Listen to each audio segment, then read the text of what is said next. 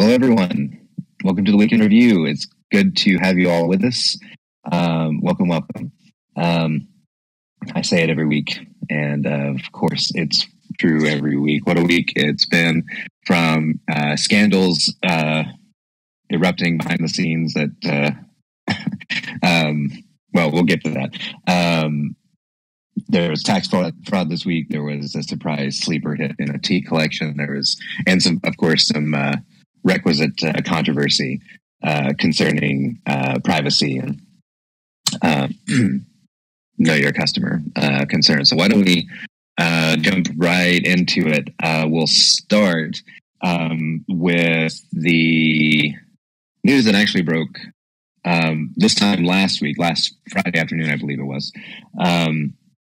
You surely have all encountered it by now. A relative newcomer site known simply as CryptoLeaks published a rather lengthy expose on Avalabs and its relationship with the Roche Friedman law firm, which is the partner at which a guy named Kyle Roche is alleged to have some rather cozy relationships with the CEO and some other executives at Avalabs.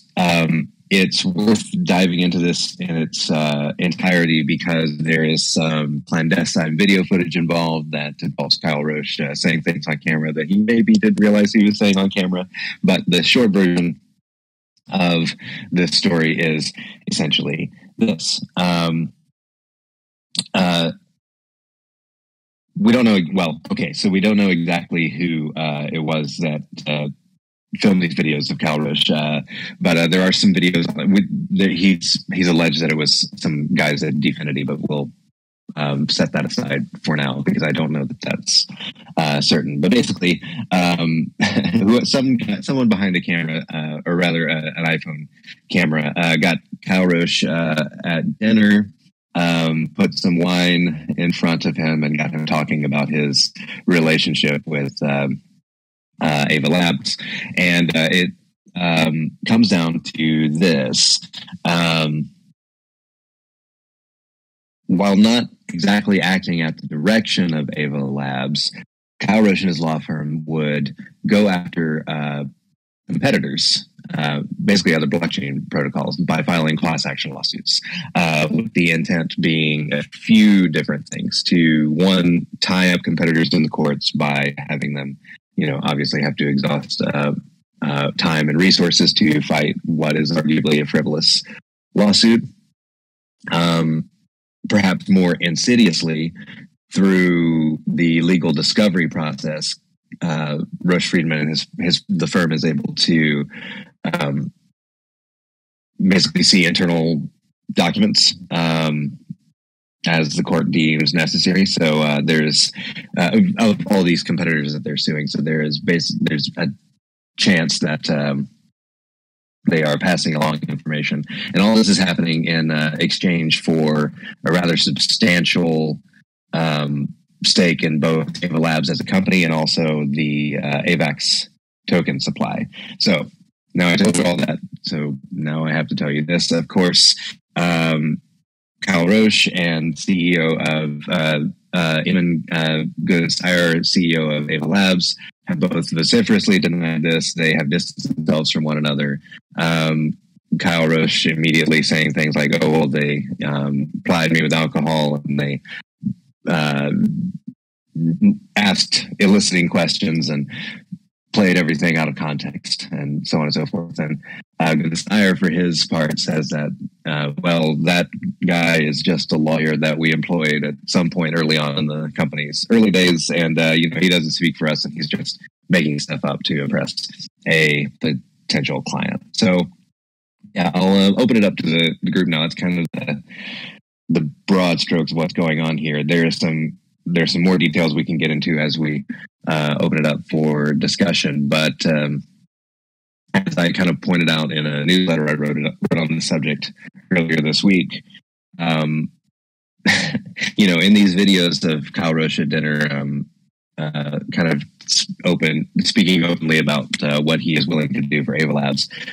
There are only two possibilities. One is that he's either lying, which is bad, or two, that he's telling the truth, which is arguably worse. Yeah, Ant, you're unmuted. You have some comment on this whole scandal? So, yeah, I was just going to come in on this one. Probably quite a naive sort of angle, I guess. But the first thing that I kind of thought, there's two things I thought that I heard about this. One was that presumably like he's a lawyer or something. Like, I don't know to what extent it's true, but I imagine most of the blockchain companies have people on, or lawyers or legal teams on retainers, and so they're effectively under contract, aren't they? I believe, and so they have to kind of do certain things to earn their keep, as it were, to show they're worthwhile, earn fees, whatever it is, sort of thing. So when the story came out about him sort of being used, or Roche being used to keep the regulator away, and the way he did this seemed to involve setting up other companies or directing the regulator's attention towards them, perhaps, and stuff like that. I don't know. I just kind of, my wondering was that surely everybody's doing it. Is this not just what's normal, and probably they're all doing it behind the scenes? Is what the lawyers are paid for. Morals and ethics don't apply. There is the law, and that is it. So I don't know what anyone thinks about that, but that was my kind of initial reaction to it. Well, thanks, Ant. And I think there's a fine line here. So, like, for example, one of the things that Kyle Roche is alleged to have done is he's basically, the idea is that he files a class action suit on behalf of, a large number of clients against a competitor of Avalabs. Through what's known as the discovery process, they're able to access internal information about basically whatever the court allows them to have access to. Now, I think the accusation here, or at least the implication here, is that Roche Friedman had been going after these Avalabs competitors sort of under the table, not directly at not like as their lawyers, right? But because of a backroom deal, the suggestion is because of the backroom deal between Kyle Roche and Avalabs that resulted in Kyle Roche personally getting a stake in both the company and the token distribution, that he's basically surreptitiously and probably illegally, if he's doing this, passing on that competitor information back to Avalabs under the table. And that would be, as far as I understand it, probably a crime, I guess. I'm not sure. Yeah, that sounds like some sort of breach of someone's contract somewhere, doesn't it, to do that sort of thing? Yeah. So. I mean, I would think that I would feel a little weird about doing it, so I probably wouldn't. So, now, when the story broke earlier this week, the very first thing that people said was, who are you going to believe? And I guess maybe that's a good direction for us to take this conversation. We noted a lot of publications noted that there were certain things about the initial expose that made it look a little strange. Not least of which the fact that it did seem to be kind of an outright hit piece. Micheal, I'd like to get your take on this as well, because you mentioned earlier this week a story idea for why you could or couldn't trust expose of this kind, this one particularly. Could you elaborate a little bit about it? Clearly biased. Like, just read it. It has an angle, and the people who likely commissioned the report are one of their competitors. So I'm not sure even if the videos are damning, it's likely to me that they were indeed taken out of context. And a lot of the statements that they made in terms of the relationships were denied or seemed unlikely to be true. So it's hard to tell how much stock to actually put into this supposed expose. And this is a major problem for all sorts of non-news organizations conducting investigations. Like, you have a lot of anonymous Twitter accounts and sites with nothing on the line, nothing at stake. They don't have a reputation that is actually at risk if they get things wrong. So they can say whatever they want, and that's a major problem because there's no cost for if they do indeed slander somebody or defame somebody or get a fact wrong. There's no consequence. That's fair. I mean, well, who else feels the same way? Like, if you read this expose, it's pretty. Like, I was trying to moderate my language a little bit, but Mitchell's right. It's pretty biased. Like, the language is structured in such a way as to say, like, clearly this is a. I believe they use the term "evil conspiracy" in the headline. Is that not right? Yeah, evil conspiracy. Like, I was supposed to take something like that seriously. Yeah. So, when I was going through this material and I read the whole thing, I remember thinking I would not buy any of this for a minute, if not for the fact that there were a lot of videos. Now, I'm curious about what you guys think about the idea of, and if I'm not sure everybody watched all the videos, but if you haven't watched the videos of Kyle Roche sort of explaining what it is that he's willing to do, there are many of them, and there are words from his mouth, and he does say the things that he says, but he is willing. He comes back later and says, well, this is all context, and also they were applying me with alcohol and things like that. How do you think the fuse holds water, or do you think just based on the actual content of what we've seen, this is as serious as the accusers have made it out to be? If I may. Yes. I've had, when I was younger, I had a first-hand experience of how easy it is to have your words deformed by sly camera editing. And I just never trust videos at this point. Even if the person admits that it was them, which Kyle Roche did, I kind of think, okay, there's something fishy, but I don't try to analyze it or anything, because it is, especially if there's reasons to believe the person submitting the video could have been biased one way or another. So I think in cases like this, sometimes something I like to look at is more people's reactions to the event. And something I found interesting was that Avalabs and Kyle Roche had, well, they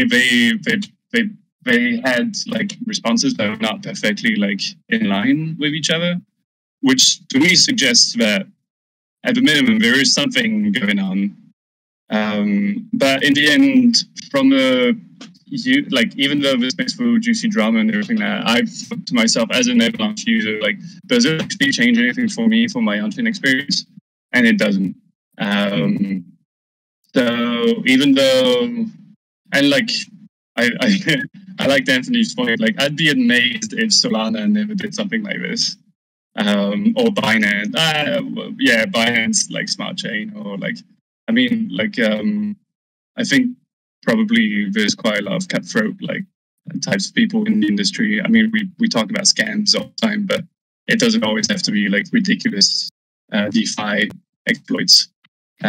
So that's kind of my view on this. There's probably something going on, but at the same time, it doesn't actually impact me as a user. Yeah. Tim? Just drill a bit deeper on the point that Tom made about the reactions.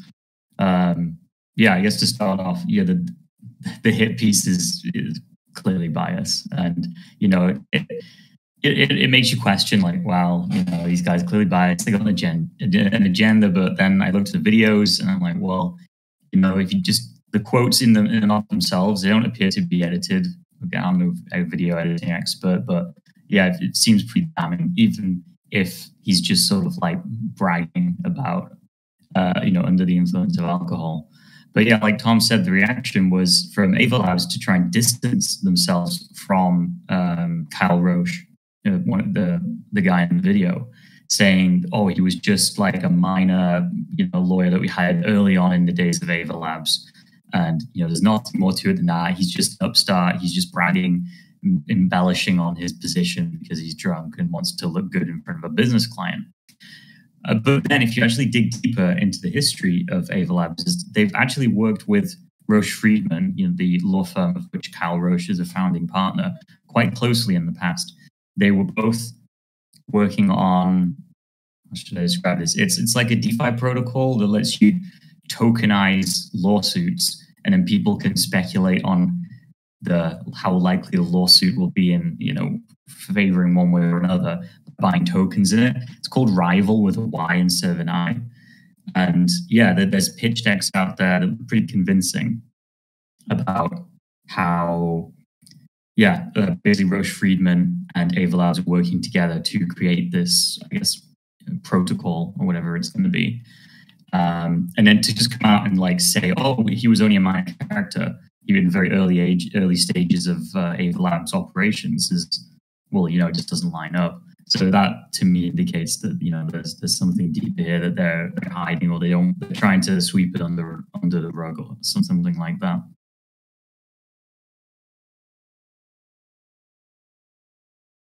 Yeah, that's interesting. I'm glad you brought it up. They called it an initial litigation offering, and it,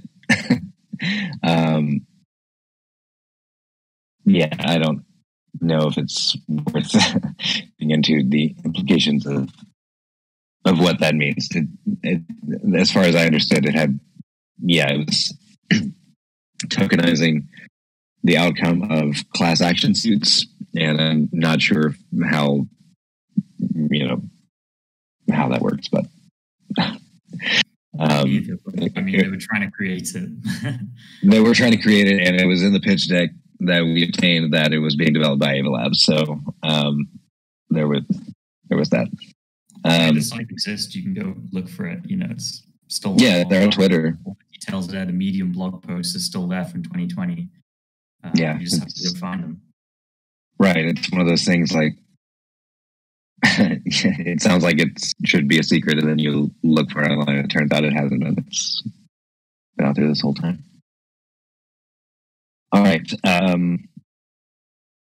Maybe we've built enough on these guys. I want to move on to any last comments about Avalabs, Kyle Roche, etc. before we move on to other things. All right. Well, there was a little bit of drama this week, and Tim, I'm going to line you up for this one. So heads up. About some drama with dYdX, which we have a history of covering a bit. Now, I didn't follow the story very closely, but I certainly saw how angry people got on Twitter about it. Tim, my understanding is that dYdX is going to be watching me now. Is that correct? Only if you want them to. Yes, only if I let them. Well, so basically, dYdX is it's like a decentralized trading platform, derivatives exchange. It's built using StockX, stock where we've talked about in the past. So basically, you transfer your Ethereum over there, and then you're basically paying like pennies for fees on your transactions. And they did an airdrop last year. I believe it was last year. Yeah, a lot of people got a big payout from that if you were an early user. They're pretty well known, and as Sinistry members probably know, they're also one of the picks of the month. So to get to the meat of the story, they put out this offer. It's like a promotion where if you deposit $500 into the protocol, you can get a $25 bonus. But there's a catch. because they didn't want people Sybil attacking this. What that means is making multiple accounts and then like sending them across, for different addresses to repeatedly take advantage of this $25 bonus. They introduced what they called a liveness check, which is, I guess, a polite way of saying we want to use your webcam to scan your face to make sure that you're an individual, not the same person, doing this multiple times. And it's not mandatory. It's completely optional. You don't have to do it. It's only if you want to get this $25 trading bonus, right? But the reaction to this has been, swift and loud. Like, loads of people online, all the big influencers like Kobe from Up Only, a lot of the like prominent traders, the Cantor and Clark, maybe a few others that you might be following on Twitter, they came out against this, saying how it's like an absolutely horrible idea to be using biometric data to be like, invading people's privacy. That dYdX was nuking their protocol and that they would never use them because of this. And we can get into that later. I'd like to hear what everyone else's opinions are. That's basically it. And just to provide a little more context as well, this isn't sort of like the first time dYdX has, I guess, drawn the ire of the crypto community. So like I mentioned before, they had the airdrop of dYdX tokens initially. And there was a little bit of controversy there because they excluded people who were in the US because they didn't want to fall foul of US securities laws. So they were like, well, best to just exclude people in the US from this token airdrop. And again, a few months back, they announced that the next version of the exchange would not be built on Ethereum. It would be built using the Cosmos SDK, I believe. So they were a lot of people viewed it as them abandoning Ethereum, even though they had started there. And so people had some different opinions on that too. So it's sort of like the latest in a string of sort of bad press and blunders for dYdX. I think that covers everything. So I'll hand it back over to Jacob and see where we want to go with this. I think this is fascinating. Thanks, Tim. I was exposed to this story through the Twitter. Backlash is not a good enough word to describe it. It was outrage. And and when I dug into it, I thought,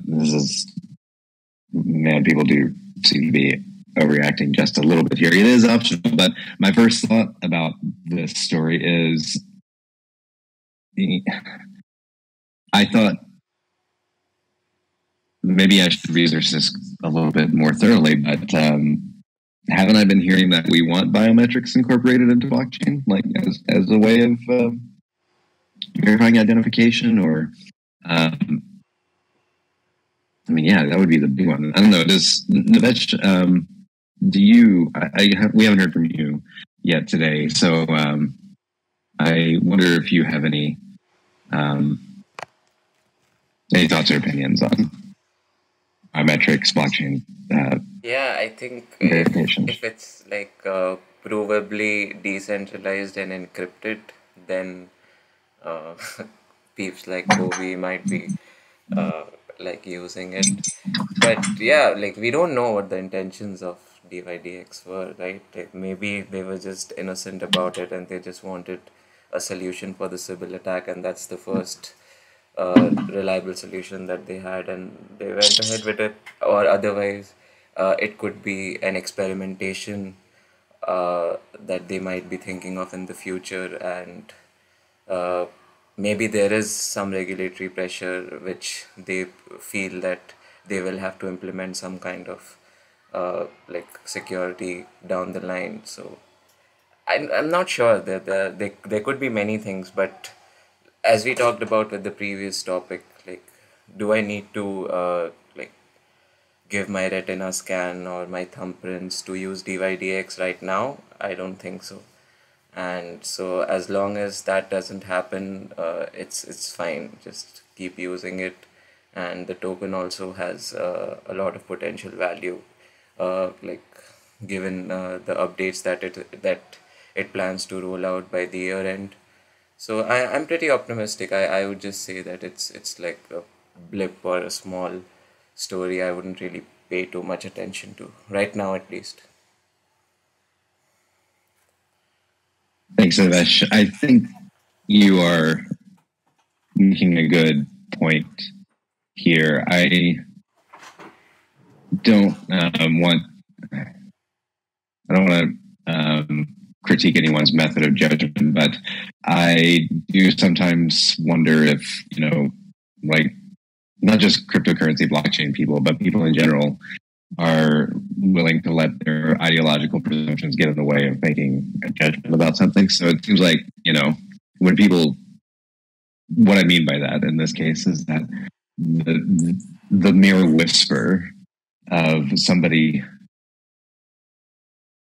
taking identifying information about you started flittering through Twitter, and it just struck at something so deeply fundamental in people and their belief systems that, they're very upset about it. And like Navesh said, and Tim said, it's really not a big deal. You don't have to use it if you don't want to. You don't have to participate. It's like, so what? And is it a big deal? And it doesn't strike me as a big deal either, frankly. Tom, what do you think? Yeah, what you're saying. I think that it was a poorly timed decision because it's coming like within a month of like the tornado cash like stuff happening. So like I think privacy is very much on people's minds at the moment. And there's another thing is like dYdX is like a decentralized protocol. And it's trying to, a lot of traders are looking towards protocols like dYdX, GMX, and other like decentralized futures exchanges to be able to trade cryptocurrencies with leverage without having to KYC. So I think the idea of not only KYCing but KYCing in this like there's something about like the live checks that it's like Facebook's like I think it was like the thumb the digital print like idea that Facebook had, and like there's like that WorldCon orb, like that scans your eye and everything. That all of that sounds a little bit. It's not just KYC; it's like minority report kind of KYC, and it's easy to get panicked. I think about the idea, and yeah, like sure, like the drama, like the promotion itself doesn't matter. But I think for a lot of people, it's disquieting to see dYdX so easily, suggest like intrusive KYC measures like this, even for a promotion. I don't think it's really like, how dare you ask this for promotions? Like, if you're asking this for promotion already, like, what tells me you're not going to ask this down the line for me to be able to use this decentralized protocol? So I kind of side with the privacy people here, but I don't think it's like worth freaking out like at the moment. I kind of tend to think it was a poorly timed announcement. Yeah, I guess to add to what Tom said, I agree with a lot of what he said there, and it's an overreaction, but it's poorly timed as well. But I don't think using like biometric data or any of this kind of KYC stuff is the way, especially not for protocols that want to be decentralized. There's much better options that are being built right now. So I would really hope that we see more of those in the future. And what I'm talking about is kind of like, I know Polygon are making a Polygon ID system using zero-knowledge proofs. And, it's a really big breakthrough in the technology that I'm quite excited about, is that you can, register your documents once. So you can create an ID and then you can then use that with any other protocol, and the zero-knowledge proof, it's impossible to fake that or trick it in any way. It will always confirm that you are yourself that ID that was confirmed in the beginning. It's sort of a rough way to explain it. I think there's a lot of potential for that, where it improves on sort of the Web 2 version where you're KYCing with, for example, let's take crypto exchanges. I'm giving my passport or my driver's license to Binance, to FTX, to Kraken, to Coinbase, and they're all keeping them on separate databases, and they're all vulnerable to hack, because it's all a centralized point of control where that's being held. And we can, get rid of that completely and make it a much more secure system using zero knowledge proofs.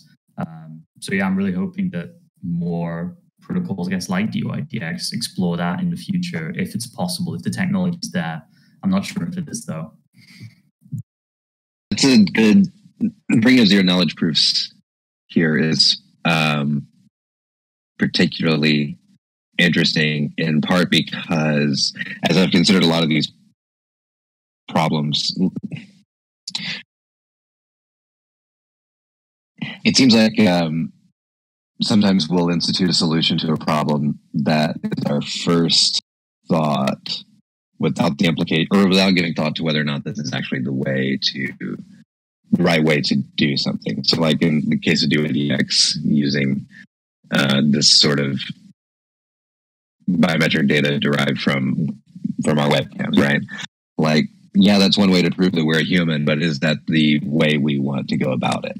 I think there was something similar that went wrong with Tornado Cash, and that people designed a software that was designed to, create monetary and financial privacy around our accounts, right? But the way it went about doing it was to obfuscate the trail of money altogether. And that is not, at least according to the Treasury, that was not the right way to solve that problem. But when I think something like zero knowledge proofs are an example of developers actually thinking through what is the right way to go about solving these things. And it does, at least in this case, require the kind of a new concept for thinking about what an ID is and so on and so forth. Sorry, I don't mean to prattle on too much. Any other thoughts on privacy, on biometrics, on DK proofs? Yeah. I was just going to say, I think like dYdX, they always seem to be quite the compliant end of regulatory things. So to be honest, I think like, whatever you see them doing, just kind of expect more of it in the future from a lot of other people. Yeah, basically, yeah. Maybe so. All right. Any last thoughts on dYdX? Cool. Moving on. Let's see. What do we want to talk about next? I think let's talk about. Yeah, this will be fun. Micheal Saylor, everyone's favorite Bitcoin bull, doesn't back down. Keeps buying his Bitcoin. MicroStrategy is. Okay. I don't need to describe Micheal Saylor anymore in the context of the currency world. He's a fan of Bitcoin, and that in case you missed it a couple of weeks ago, he actually stepped down as CEO, or stepped down is not the right word. Stepped aside as CEO of MicroStrategy so that he could take on another executive role focused exclusively on what they're calling their quote Bitcoin acquisition strategy. So that's what Micheal Saylor is normally in the news for. This week he's in the news for something slightly different, and that something different is tax fraud. Now, we don't know a whole lot about this yet, except the Attorney General of the District of Columbia, who claims that Saylor has established residence where the AG claims that Saylor has established residence, although he also has residence in Florida for tax purposes, I believe. So where exactly Micheal Saylor lives is, I guess, depends on who you ask at any given time. But the AG in the District of Columbia believe that he has lived at least 10 years in the district, and that he owes income taxes on hundreds of millions of dollars in income. Where do we start with this, my first thing I noticed, and I'm sure you guys noticed it too, was the crypto Twitter community rising to, especially the Bitcoin people rising to, or coming to Saylor's defense to suggest that this is a conspiracy lobbied by or launched at the behest of a Bitcoin-hating Federal Reserve that really pulls the strings behind the scenes in the United States government, and then Micheal Saylor is the victim, so on and so forth. Opening it up to the floor, what is there even to say about this?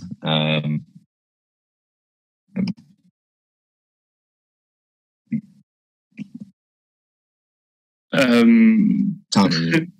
Yeah, I don't know. I haven't been following Saylor's hacks adventures, but I do know that he did mention a few times on podcasts and everything that, if need be, Bitcoin was unseizable.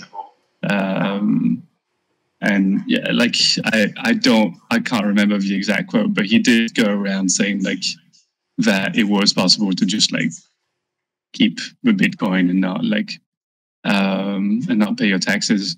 But I don't know if that's what you did or not, but it is kind of a stupid thing to say on podcasts, especially when you've built a whole brand around, like, Saylor made MicroStrategy super famous through his Bitcoin like acquisition strategy. So I don't, like, I'm very dubious that this is a, I'd be amazed if this was a conspiracy to take down crypto personalities. I think maybe this is something you kind of, I think it's something to be expected, but the IRS is going to be looking at prominent crypto figures to figure out exactly, okay, like who owns what and everything. So yeah, I've kind of a non-event as far as I'm concerned, except that Saylor's a kind of an idiot for talking about it on podcasts.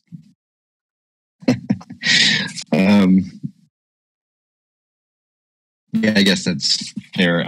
It's also worth noting that the AG alleges that Saylor not only evaded taxes, but he used MicroStrategy to do it.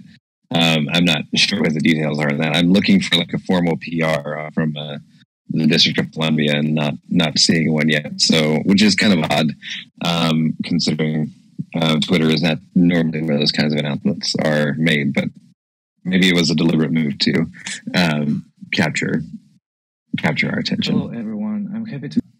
From my perspective, I guess, Saylor is a very disagreeable person.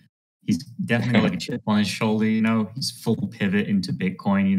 I'm sure everyone's seen that video where he's like, mortgage your house and you should buy more Bitcoin, sell everything you have and buy Bitcoin. He does paint a target himself for that. And I'm sure that he knows a lot of the ins and outs of US laws, and he probably tries to get around them because he's like, F the system, if I don't have to pay taxes, I won't, and then I'll just buy more Bitcoin with money I save.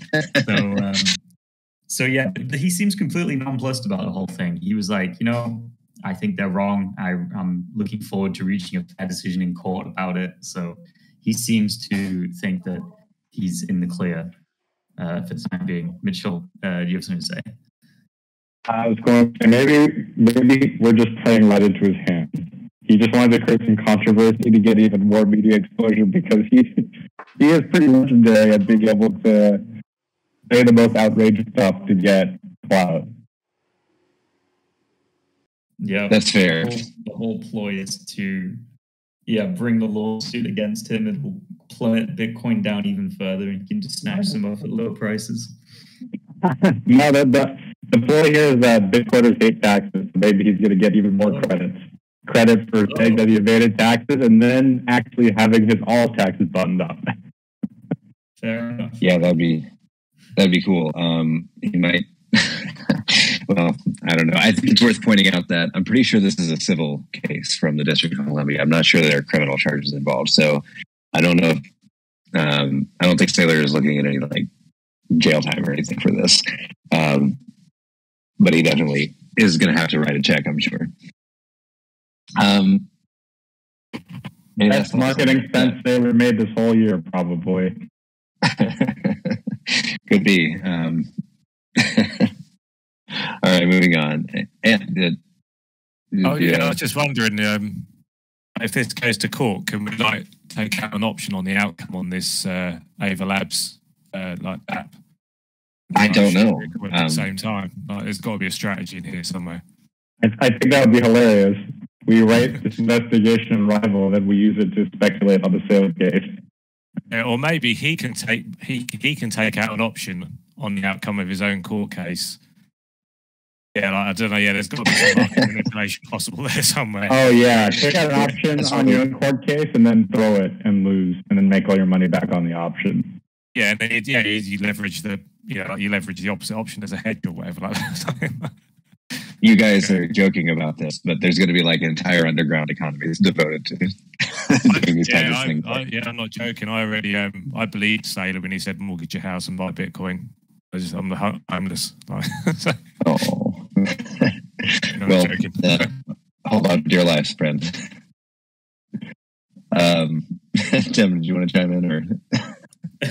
No, I'm just laughing at Anne, but I guess I have one final point on this. Is like, I think a lot of people think it's a lot worse for Bitcoin than it actually is. It's kind of a trend that's happened recently with like Mt. Gox, the Mt. Gox settlement that people have been mentioning in the Discord, and now this. I remember, well, it was like 2 days ago. I saw when the news broke, everyone was like, "Oh, it's going to be amazing. He's going to get liquidated after the lawsuit, and I'll just buy that dip. It'll be the easiest dip buy in my life. I'll make tons of money." And I don't think he's going to get liquidated off this. I think it's just completely overblown. But I think there's a lot of more casual and novice investors out there who will think that this is like really bad, because to them, Bitcoin is Micheal Saylor. It's the same kind of people who think, Dogecoin is Elon Musk. So I think it could affect sentiment, at least a bit in the short term.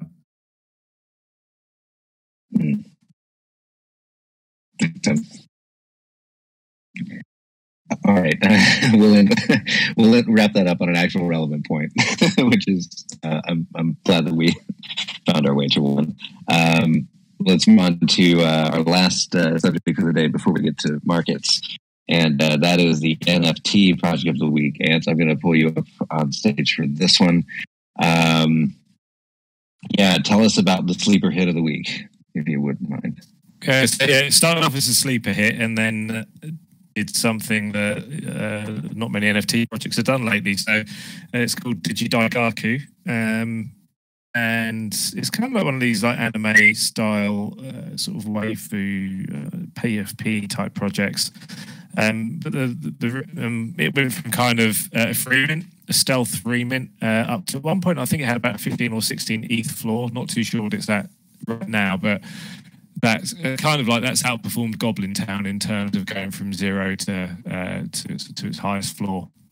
And obviously Goblin Town is huge, so this has outperformed that, and by that logic, that makes this huge as well. The real kind of interesting story behind it, though, is that it's from a team, part of a company called Limit Break, which is in part was co-founded by a guy called Gabriel Layden.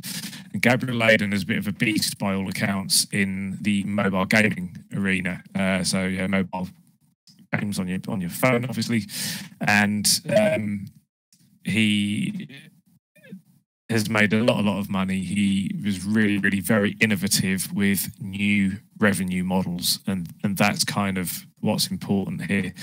When you're talking about the creation of things like free-to-play games, I don't know that he was necessarily the creator of that, but he was very, very quick and highly effective to use it.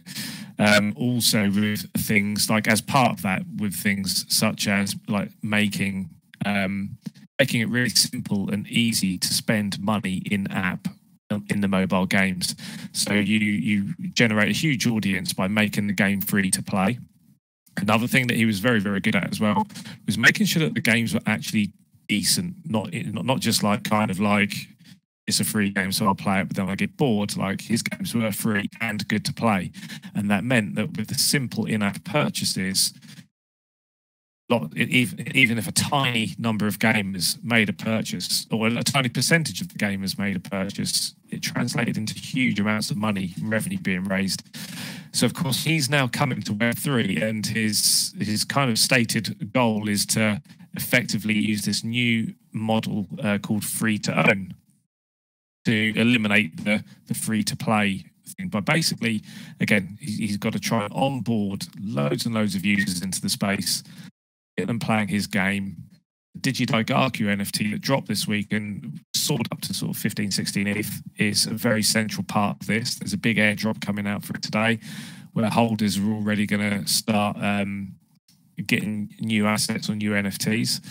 And yeah, like, you know, to sort of go from, that's Gabriel Laidlaw with Digidaigaku, it's part of a new game, free to own. If you've got one of these things, it's probably going to make you a lot of money, and hence it went to a 15 ETH floor this week, or 16 ETH. Going out into the wider context, you've got the rest of the kind of play to earn industry that we've got in crypto. So we're talking about things like Axie Infinity, maybe Zed Run as well, the horse racing game. And we look at what they've done in the past, but they both seem to have faded away. Whether it's temporary or not, we don't know. But this new free to own and free to play kind of stuff that he's got going on could seriously challenge everything that we've known so far. Maybe if we're going to allow ourselves to believe it actually transforms blockchain gaming into what we've all dreamed it could be for the last year or so. And his credentials, his background, possibly give us license to dream that dream and just kind of think that, yeah, it might actually be about to happen. So yeah, that was Digidaigaku. That's the kind of the lowdown on it. Very cool. Thanks for that rundown, Ant. Yeah, this is kind of this whole analysis that Ant has given us kind of alludes to something that I have been thinking about a while and we've discussed before, which is if any of these projects are going to work, they have to be good first. It's the cart before the horse problem, right? Like you can't,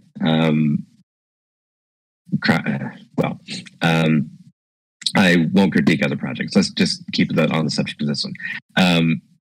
Is this worth being excited about? Do you think it's going to, is this the one? Does anyone share Ant's optimism, or Yeah, do we think I'd like to say yeah. something. I don't think it's Go ahead, it's Navesh. going to be the one, because it's just like the market's hype and it's temporary, and like the concept may be amazing and it sounds good, but as you said, like where are the players going to come from? If there is yield from it, if they can earn money from it, then they would stay. But otherwise, I don't see like normies playing blockchain games right now. And I would like to say that like the additional income is also an important part of why it like increased to a price of 16 ETH. So I think that there were a couple of factors. So one was like it was under the radar. No one knew that it has 200 million backing from VCs like Paradigm, and then the founder like was revealed to be a very good game developer. But I think the most important part that held its price was the additional airdrop that is going to happen later today. So I was kind of comparing it with a few other projects, and it if you even compare it to Moonbirds, like we had a hype around it a few months back.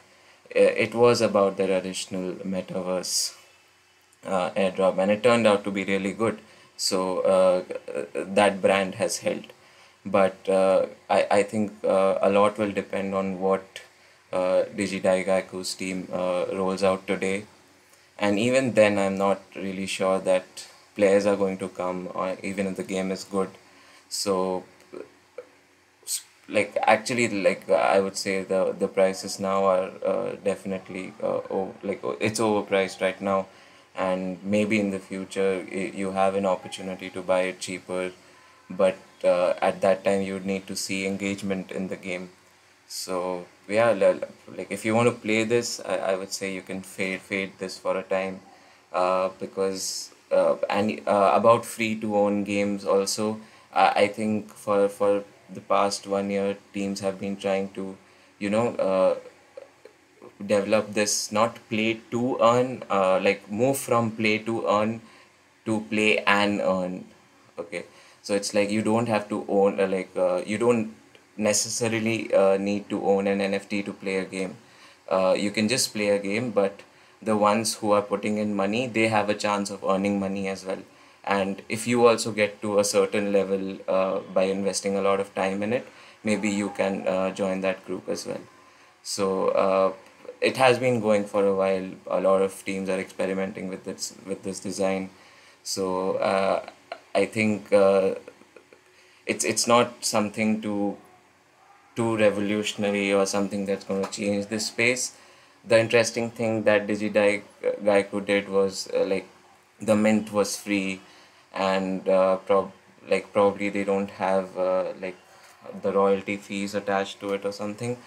So that might be interesting, because I saw another game which was free to mint. It was Castaways, and its price, like the supply was really low for this game, but yeah, again, the recipe was the same. It had a backing of investors, and it has an upcoming land drop for the game.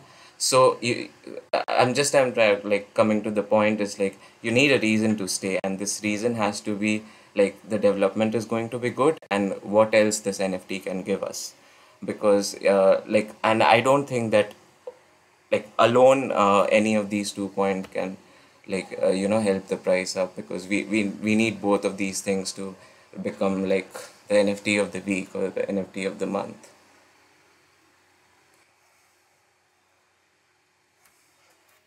Thanks, Avesh. I agree with you. I mean, ultimately, what keeps people coming back to a game is that it's fun. That was what kept me playing games and made me want to go back into them, is that I just had fun doing it. I sometimes worry if the idea of play to earn makes games feel more like work, or like less playful. I'm not sure, but any last thoughts on this before we move on to markets with Nathan? All right. So Nathan, markets have been well, I don't know. I didn't really pay attention to markets this week as much as I usually do. Was that because nothing severely dramatic happened? Yeah, I guess I'll start off by running through the week, what I think happened, and the important things we probably need to keep an eye on going forward. So I think the most interesting part at the start of the week was the monthly price close, and also the fears over Taiwan shooting down a drone. That caused the market to sell off a bit on Monday. There was no real retaliation from China, but I expect this could be something to watch over the next 6 months or so, because that situation seems to be getting a little bit more, paying a bit more attention. The market is definitely very jittery about that since Nancy Pelosi's visit, and there's just a general tensions between Taiwan and China. So that's something to watch in the coming months, but the market seems to have forgotten about it. And I guess then we moved on to the monthly price close, and for me, that was always going to be about the 2017 high. Is somewhere that the market hasn't been able to close under since we broke above it on a monthly basis. So the market, tested down towards that level just before the market closed, and subsequently the market wasn't able to close underneath this. I think the specific area comes in at around 19,891.99 cents on Coinbase. So we weren't able to close under that area, and that was a little bit of a clue for me that maybe the market wasn't able or wasn't, willing to go lower in September yet. So there might still be some chance of, some type of minor recovery in the market still. So that's really what I was looking at a midweek. And then I see that Jim Cramer made a call that, get out of all crypto assets, because of the Federal Reserve and everything like that. What they said at Jackson Hole, and there's no chance for risk assets. So if we just have a look at just a brief history of Jim Cramer, we all get it wrong and everything like that. But famously, I think in 2012 he said that Netflix, everybody should get out of it, and then 6 months later it went 200% higher. He did something similar with crypto last year, where almost to the day on September 21st. He said that, because of China Evergrande, everybody should, take their profits on crypto. And this was the actual bottom at just under 40,000. And from that day onwards, the market rallied against him and went from, 40,000 to 69,000 in record time. So something that I'm paying attention to, what he's saying in regard to get out of crypto, just in case there is a chance that the market can move higher, And I think the thing to note is here is that the fundamentals between this year and last year are obviously very different. So I don't see what could possibly cause crypto to suddenly start to take off, but just because of his poor track record, and what he said previously, and the fact that the monthly close wasn't as bearish technically as what I thought it could be, then there is definitely some possibility that maybe we could move a couple of $1,000 higher here, and maybe until the Federal Reserve meeting. And seasonality for September as well is not great, so it's very hard to see where any rally could come to, but maybe the market's going to be positioned too short. So I think in terms of just paying attention to the incoming data from the US economy is probably what the market's going to be focused on. Apart from the merge, that could be something that could potentially move the market higher. But any data that comes in now on the Federal Reserve meeting and the merge are probably going to be the major catalyst. And I think MT Cox, there's still a level of uncertainty about that, but maybe not as much as the market is fearing. I think the fact that they might be distributed in tranches is something that has also notably maybe allayed the market's fears over the last few days. So overall, I wouldn't be surprised to see a slightly boring September, based on the fact that the close is on a monthly basis, and the fact that we're probably going to get a higher weekly close. It's not looking like the market's going to crash anytime soon, which I thought it probably could do in September. So maybe we're going to see the market pushing a little bit higher, which definitely makes for I guess more boring trading circumstances than that. So that's what I'm seeing at the moment anyway.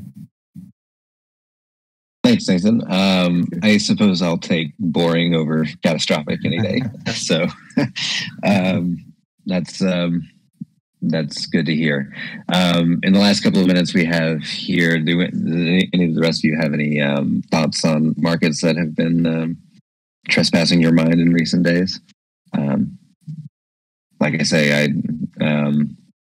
after the Jackson Hole meet last week, I kind of myself didn't watch markets particularly this week. And the only thing I'm looking forward to, or the only thing I really see on the horizon, is the merge. Yeah, Tom? I kind of tend to go back to this, but I saw this this tweet the other day about a coffee owner that was talking about energy bills and her monthly energy bills in Europe, and it was like 9,000 euros or something like that. I don't know if you guys saw the tweet, but and Bloomberg posted an article on what people in the UK could do to alleviate some of the energy costs at home during the winter. So I don't know how that's going to impact the market, but it's something I'm really curious to see how it's going to develop, and if it ends up having an impact on US stocks and on crypto in general. Yeah, that's a decent point. For our friends in Europe, I'm hearing the same thing, that energy costs are kind of going through the roof, and they're not expected to get any better anytime soon. How is this affecting the climate and well, not the literal climate, but sort of the metaphorical climate? Yeah, and sorry, it just made me laugh at your climate pun there. Sorry. I think in the last day or two, there's possibly been some movement with suggestions that the European Union are going to intervene, and the UK is opening up some old gas storage facility or something like that. And supposedly, like, the wholesale price of gas has dropped quite a lot the last couple of days. So there may be like a bit of an 11th hour reprieve, if you see what I mean. But I don't think it's absolutely certain just yet. Gotcha. I know it would affect our spending patterns over here, that's for sure. Any last thoughts? We are on the hour, and all